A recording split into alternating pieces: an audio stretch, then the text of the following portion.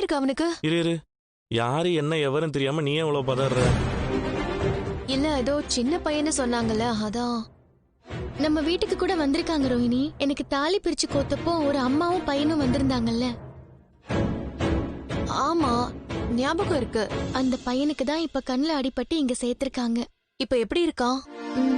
இப்பதான் ஆபரேஷன் முடிச்சாங்க, சரியாயிடும்னு சொல்லிருக்காங்க. ஆமா, அதெல்லாம் இருக்கட்டும். நீ என்ன பண்றீங்க? கையில வேற பாக்ஸ் இருக்குது. இங்க யாருக்கா மேக்கப் போட வந்தியா? இங்க கட்டு தானே போடுவாங்க. இல்ல, அது கெட்டில் எல்லாம் ஃப்ரீயா குடுக்கறதுக்காக வந்திருக்கேன். கடையில இருக்க பொருள்லாம் ஃப்ரீயா கொடுக்க ஆரம்பிச்சிட்டீங்களா? அப்போ ஒரே மாசத்துல கடை திவால் ஆயிடும். இல்ல, இது மட்டும்தான் ஃப்ரீ. இந்த ஹாஸ்பிட்டலுக்கு தேவைப்படுற பொருள் எல்லாமே எங்க கடையில தான் வாங்கணும்னு டீல் பேசுறதுக்காக வந்திருக்கேன். ஓ, அப்படி. இது நல்லாதான் பார்லரமா இருக்குது. ஆனா இதெல்லாம் இந்த தொழிலதிபர்னு ஒருத்தர் இருக்கானே, அவன் வந்து பண்ண மாட்டானா?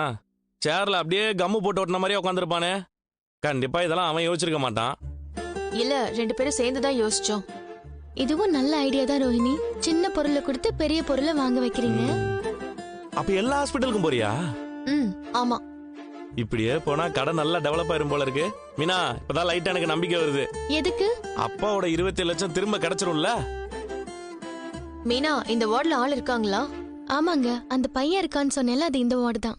சரி, நான் இங்க கொடுத்துறேன். பார்லர்மா, ஒரு நிமிஷம் நில்லு. ஏங்க, எதுக்கு நிக்க சொல்றீங்க? இது சரியில்லையே. என்னது? நீங்க மட்டும் உங்க வியாபாரத்தை டெவலப் பண்ணுவீங்க, அப்ப நாங்க பண்ணக்கூடாதா?